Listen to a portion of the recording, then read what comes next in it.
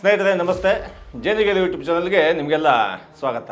ನಾನು ಚಲಂ ಹಾಡಿಹಳ್ಳಿ. ಸಾಧ್ವಿ ಪ್ರಜ್ಞಾ ಸಿಂಗ್ ಠಾಕೂರ್ ಒಂದು ಕಾಲಕ್ಕೆ ಹಿಂದೂವಾದಿಗಳ ಸೆನ್ಸೇಷನ್. ಮಾಲೇಗಾಂವ್ ಪ್ರಕರಣದಿಂದ ಸಾಧ್ವಿ ರಾಜಕಾರಣಿಯಾಗಿದ್ದ ಅಥವಾ ರಾಜಕಾರಣಿ ಒಳಗೆ ಇದ್ದ ಕಾರಣಕ್ಕೆ ಮಾಲೇಗಾಂವ್ ಪ್ರಕರಣಕ್ಕೆ ಸಿಗಾಕೊಂಡಿದ್ದ ಗೊತ್ತಿಲ್ಲ. ಸಾಧ್ವಿ ಪ್ರಜ್ಞಾ ಸಿಂಗ್ ಅವರ ಕುರಿತಾಗಿ ಮಾಲೇಗಾಂವ್ ಪ್ರಕರಣದ ಒಳಸುಳಿಗಳ ಕುರಿತಾಗಿ ಈ ವಿಡಿಯೋ ಮಾತಾಡುತ್ತೆ. ಚಾನಲ್ ನ ಸಬ್ಸ್ಕ್ರೈಬ್ ಮಾಡಿ, ಶೇರ್ ಮಾಡಿ, ವಿಡಿಯೋ ನೋಡಿದ ಮೇಲೆ ಕಾಮೆಂಟ್ ಮಾಡೋದನ್ನ ಮರೆಯಬೇಡಿ. ಈಗ ರಾಷ್ಟ್ರೀಯ ತನಿಖಾ ಏಜೆನ್ಸಿ ಅಂದ್ರೆ NIA ಪ್ರಜ್ಞಾ ಸಿಂಗ್ ಠಾಕೂರ್ ಮಾಲೇಗಾಂವ್ ಪ್ರಕರಣದಲ್ಲಿ ನಿರ್ದೋಷಿ ಅಂತ ಅಂತಿಮ ತೀರ್ಪನ್ನ ನೀಡಿದೆ. ಬಿಜೆಪಿ ಸಂಸದೆಯಾಗಿದ್ದ ಪ್ರಜ್ಞಾ ಸಿಂಗ್ ತನ್ನ ಬಾಲ್ಯದಿಂದಲೂ ಹಿಂದುತ್ವದ ಸಂಘಟನೆಗಳಲ್ಲಿ ತೀವ್ರವಾಗಿ ಗುರುತಿಸಿಕೊಂಡು ಬಂದವರು. ಬಾಲ್ಯದಿಂದಲೇ ಗಂಡು ಮಕ್ಕಳ ರೀತಿ ಬಟ್ಟೆ ಹಾಕೋದು, ಸಣ್ಣದಾಗಿ ಹೇರ್ ಕಟ್ ಮಾಡಿಸ್ಕೊಳ್ಳೋದು, ಮೋಟರ್ ಬೈಕ್ ನ ಗಂಡು ಮಕ್ಕಳ ರೀತಿ ಜೋರಾಗಿ ಓಡಿಸೋದು, ಹೀಗೆ ಆ ಕಾಲಕ್ಕೆ ಅಂದ್ರೆ 90ರ ದಶಕದಲ್ಲೇ ವಿಚಿತ್ರ ಅನಿಸುವಂತೆ ಬೆಳೆದವರು ಈ ಪ್ರಜ್ಞಾ ಸಿಂಗ್. ತಂದೆ ಕೂಡ RSS ಸಂಘಟನೆಯಲ್ಲಿ ತುಂಬಾ ಆಕ್ಟಿವ್ ಆಗಿದ್ದಂತ ಅವರು ಆಯುರ್ವೇದಿಕ್ ಡಾಕ್ಟರ್ ಕೂಡ. ಮನೆಯಿಂದಲೇ ಹಿಂದುತ್ವದ ಪಾಠಶಾಲೆ ಆರಂಭವಾಯಿತು. ಅಲ್ಲಿಂದ ಆರಂಭವಾದ ಹಿಂದೂ ಪರ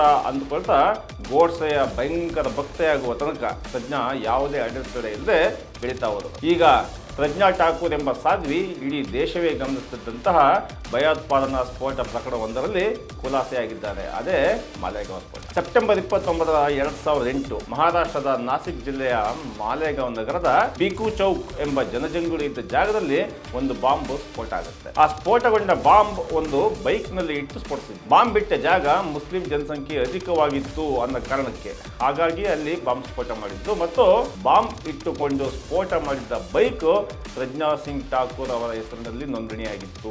2008 ಅಂತಂದ್ರೆ ಸಾಧ್ವಿ ಪ್ರಜ್ಞಾ ಸಿಂಗ್ ಠಾಕೂರ್ಗೆ 38 ವರ್ಷ. 2006ರಲ್ಲಿ ಮುಂಬೈನಲ್ಲಿ ನಡೆದ ದಾಳಿಯೊಂದರ ಪ್ರತಿಕಾರಕ್ಕಾಗಿ ಈ ಸ್ಫೋಟ ಮಾಡಲಾಯಿತು ಅಂತ ಹಿಂದೂ ಸಂಘಟನೆಗಳು ಆಗ ಸಂಭ್ರಮಿಸಿದ್ವು. ಈ ಸ್ಫೋಟದಲ್ಲಿ 6 ಜನ ತೀರ್ಕೊಂಡ್ರೆ 80ಕ್ಕೂ ಹೆಚ್ಚು ಜನ ಗಾಯಗೊಂಡಿದ್ರು. ಸಿಕ್ಕಾಪಟ್ಟೆ ಬೈಕ್ ರೇಸ್ ಇದ್ದ ಸಂತತ್ವದ ಪ್ರಜ್ಞಾ ಅವರ ಹೆಸರಿನಲ್ಲೇ ಇದ್ದ MH15P 4572 ನಂಬರ್ನ ಬೈಕ್ ಇದಿಷ್ಟು ಜನರ ಜೀವ ತೆಗೆದಿತ್ತು. ಒಂದು ದಿನ ಅಂದ್ರೆ ಅದೇ 2008ರ ನವೆಂಬರ್ 26ರಲ್ಲಿ ಮುಂಬೈ ದಾಳಿಯಲ್ಲಿ ಭಯೋತ್ಪಾದಕರ ದಾಳಿಯಲ್ಲಿ ಹುತಾತ್ಮರಾದವರ ಹೆಸರೊಬ್ಬರು ಹೇಮಂತ ಕರ್ಕರೆ. ಆ ಹೇಮಂತ ಕರ್ಕರೆ ಅವರು ನನ್ನ ಶಾಪದಿಂದಲೇ ಸತ್ತಿದ್ದು ಅಂತ ಈ ಪ್ರಜ್ಞೆ ಹೇಳ್ತಿದ್ರು. ಧೀಮಂತ ಪೊಲೀಸ್ ಅಧಿಕಾರಿ ಹೇಮಂತ್ ಕರ್ಕರೆ ಯಾಕಾಗಿ ಈ ಸಾಧ್ವಿಯ ಶಾಪಕ್ಕೆ ಒಳಗಾಗಿದ್ರು, ಏನಂತಹ ತಪ್ಪು ಕೆಲಸ ಮಾಡಿದ್ರು ಅಂದ್ರೆ ಮತ್ತೆ ಅದು 2008ರ ಸೆಪ್ಟೆಂಬರ್ ತಿಂಗಳಿಗೆ ಅಂದ್ರೆ ಕೇವಲ 2 ತಿಂಗಳ ಹಿಂದಕ್ಕೆ ಹೋಗಿ ನಿಲ್ಲುತ್ತೆ. ತನ್ನದೇ ಆದ ಪ್ರಾಮಾಣಿಕ ಶೈಲಿಗಾಗಿ ಹೆಸರಾಗಿದ್ದ ಹೇಮಂತ್ ಕರ್ಕರೆ ಈ ಸಾಧ್ವಿ ಪ್ರಜ್ಞಾ ಸಿಂಗ್ ಠಾಕೂರ್ ಅವರನ್ನ ಅರೆಸ್ಟ್ ಮಾಡಿ ಗಂಟೆಗಟ್ಟಲೆ ಊರು ಸುತ್ತಿ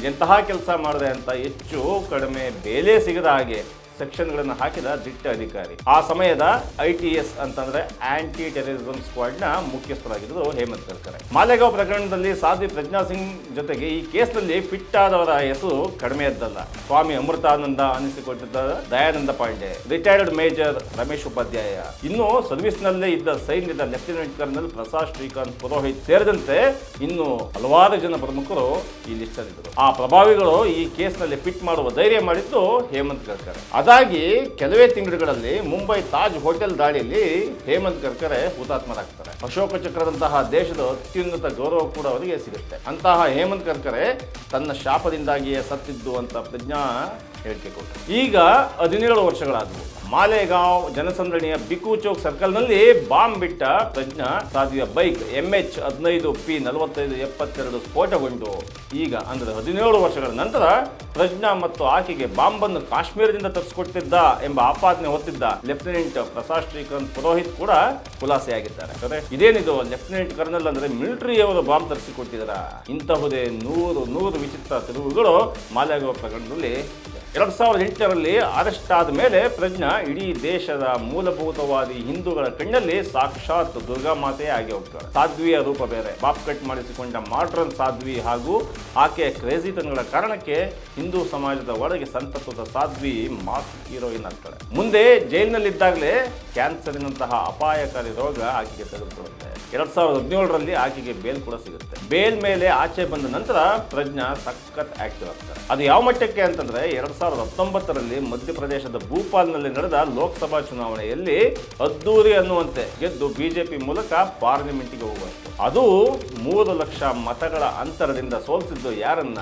ಕಾಂಗ್ರೆಸ್ನ ದಿಗ್ಗಜ ದಿಗ್ವಿಜಯ್ ಸಿಂಗ್ ಅವರನ್ನು. ಅಷ್ಟರ ಮಟ್ಟಿಗೆ ಸಾಧ್ವಿ ಹವಾ ಮಾಲೇಗಾಂವ್ ಕಾರಣಕ್ಕಾಗಿ ಸಿಕ್ಕಿತ್ತು. ಜೊತೆಗೆ ಮೋದಿ ಅಮಿತ್ ಶಾ ಜೋಡಿಯ ಸಾತ್ ಬೇರೆ ಇವರಿಗೆ ಖಂಡಾಪಟ್ಟೆ ಮ್ಯಾಚ್ ಆಗಿದೆ. ಈ ಪ್ರಜ್ಞಾ ಸದಾ ಸುದ್ದಿಯಲ್ಲಿ ಇರುವ ಸಾಧ್ವಿ. ಉಮಾಭಾರತಿಯ ನಂತರ ಬಿಜೆಪಿಯ ಸಾಧ್ವಿ ಕಮ್ 5 ಸ್ಪೇಸ್ ಅನ್ನ ಕಂಪ್ಲೀಟ್ ಆಗಿ ಭರ್ತಿ ಮಾಡುವ ಹೊಸ ಮುಖ ಎಂಬಂತೆ ಪ್ರಜ್ಞಾ ಠಾಕೂರ್ ಅನ್ನು RSS ಬಿಜೆಪಿ ಬೆಳೆಸಿ 2024 ತನಕ ಪಾರ್ಲಿಮೆಂಟ್ ನಲ್ಲಿ ಕೂರಿಸಿದ್ದು ಕೂಡ ಆಯಿತು. ಆದರೆ ಪ್ರಜ್ಞಾ ಠಾಕೂರ್ ಸಾಧ್ವಿತನದಿಂದ ದೇಶದ ರಾಜಕೀಯಕ್ಕೆ, ದೇಶದ ಬೆಳವಣಿಗೆ, ಅಭಿವೃದ್ಧಿಗೆ 3 ಕಾಸಿನ ಪ್ರಯೋಜನ ಆಗಲಿಲ್ಲ. ಅದರ ಬದಲಿಗೆ ತನ್ನ ವಿಚಿತ್ರ ಹೇಳಿಕೆಗಳಿಂದಾಗಿ ತಾನೇ ವಿಚಿತ್ರ ಅನ್ನುವಂತಾಗಿ ಹೋಗ್ಬಿಟ್ರು ಈ ಪ್ರಜ್ಞಾ. ಇಲ್ಲಿ ಪ್ರಶ್ನೆ ಇರೋದೇನು?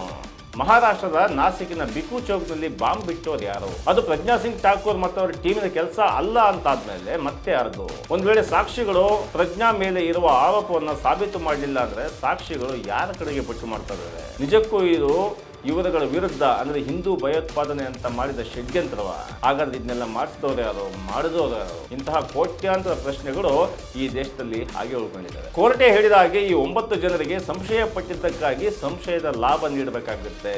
ಮತ್ತೆ ತಮ್ಮ ಪಾತ್ರ ಏನೂ ಇಲ್ಲದೆ 17 ವರ್ಷಗಳನ್ನು ಕಳೆದುಕೊಂಡ ಈ 9 ಮಂದಿಗೆ ನ್ಯಾಯಾಲಯ ಸಾಕ್ಷಿಯ ಕೊರತೆಯ ಕಾರಣಕ್ಕಾಗಿ ಹಾಗೆ ಮಾಡಲೇಬೇಕು. ಸಾಕ್ಷಿ ಆಧಾರದ ಕೊರತೆಯಿಂದಾಗಿ ಖುಲಾಸೆಯಾದ ಕೇಸುಗಳ ಪಟ್ಟಿಯಲ್ಲಿ ಪ್ರಜ್ಞಾ ಕೇಸು ಕೂಡ ಒಂದಾಗೋಯ್ತು. ಸಾಕ್ಷಿ ಆಧಾರ ಇಲ್ಲ ಅಂದ್ರೆ ಘಟನೆ ನಡೀಲೇ ಇಲ್ವಾ?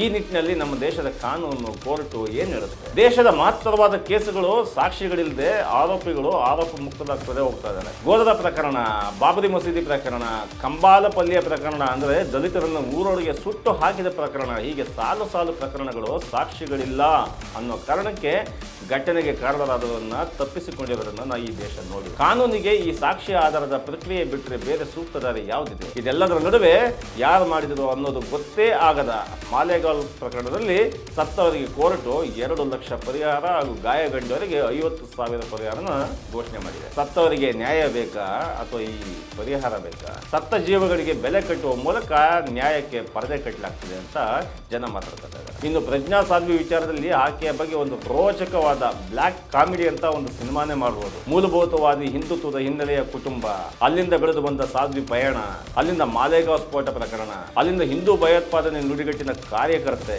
ಅಲ್ಲಿಂದ ಸೀದಾ ಪಾರ್ಲಿಮೆಂಟು, ಹೀಗೆ 1-2. ಇನ್ನು ವಿವಾದವಾದ ಎಂತವು, ಕೊಟ್ಟ ಹೇಳಿಕೆ ಅದು ಎಂತವು. ನನ್ನ ಕ್ಯಾನ್ಸರ್ ಗುಣ ಆಗಿದ್ದು ಗೋಮೂತ್ರದಿಂದ, ಹೇಮಂತ್ ಕರ್ಕರೆ ಸತ್ತಿದ್ದು ನನ್ನ ಶಾಪ್ನಿಂದ, ಈ ತರದು. ಇದರಿಂದ ದೇಶಕ್ಕೆ, ಸಮಾಜಕ್ಕೆ ಏನು ಉಪಯೋಗ ಆಯಿತು? ಸಾಧ್ವಿ, ಸಂತ, ಕೇಸರಿ ಅಂದ್ರೆ ಮೋಹದ ನೆರಳು, ಅಧಿಕಾರದ ದಾರಿ ಅಂತ ತೋರಿಸಿಕೊಟ್ಟಿದ್ದು ಬಿಟ್ರೆ ಈ ದೇಶಕ್ಕೆ ಅದರಿಂದ ಏನು ಕೊಡುಗೆ ಆಗಿಲ್ಲ. ಇದೆಲ್ಲದರ ನಡುವೆ ಒಂದು ವಿಷಯ ಹಾಗೆ ಉಳಿದ್ಬಿಡುತ್ತೆ. ಸಾಕ್ಷಿ ಕೊರತೆಯಿಂದಾಗಿ ಖುಲಾಸೆಯಾದ ಪ್ರಕರಣದಲ್ಲಿ ನ್ಯಾಯ ಹುಡುಕೋದು ಹೇಗೆ? ಮತ್ತೆ ಹಾಗೆ ಆಗೋದನ್ನ ತಡೆಯೋದಾದ್ರೂ ಹೇಗೆ? ಉತ್ತರ ಸದ್ಯಕ್ಕೆ ಈ ಭಾರತದಲ್ಲಿ ಇಲ್ಲ. ಧನ್ಯವಾದಗಳು.